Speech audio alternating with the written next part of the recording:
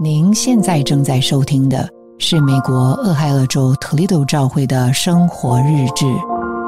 今天要和您分享的题目叫神国的内阁。4年一次的美国大选是选民心目中的大事，人们借着选票选出心目中最合适的领导人。每一届新任的政府都会组建新的内阁，试图齐心协力地给国家带来新的气象、新的希望。今年刚入主白宫的总统与他的内阁也不例外。这种与元首示意、融入与共，为着国家的利益而一同努力的关系，在我里面深深的共鸣。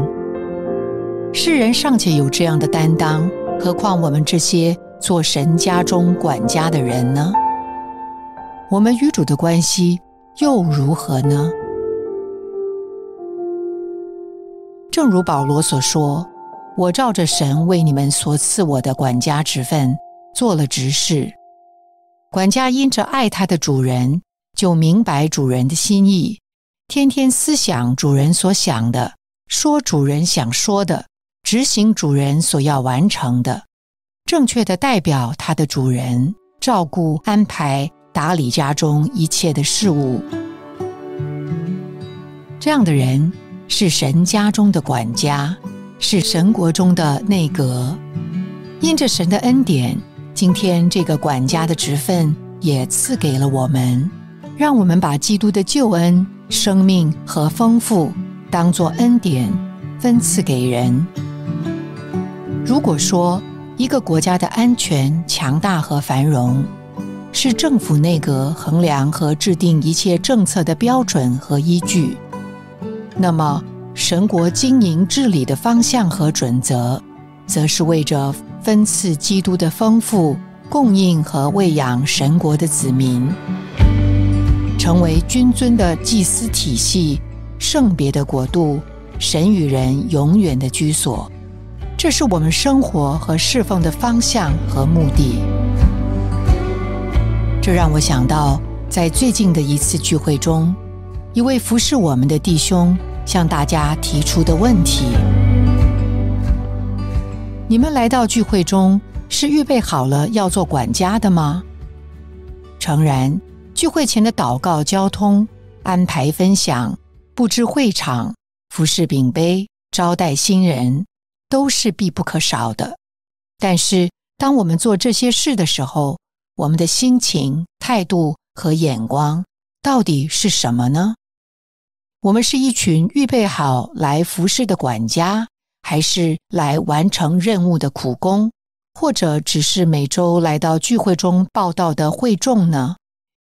管家必须是被新约执事所构成的一般人，他们知道自己是谁和他们所侍奉的是什么，能够灵活地执行主所托付的。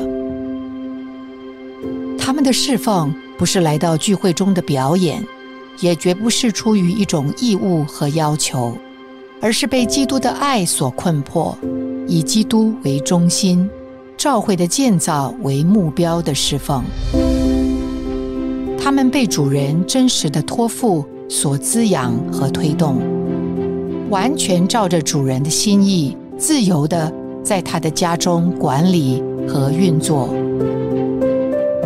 在这样的心情中被选上做主的管家，是何等的肯定和鼓励。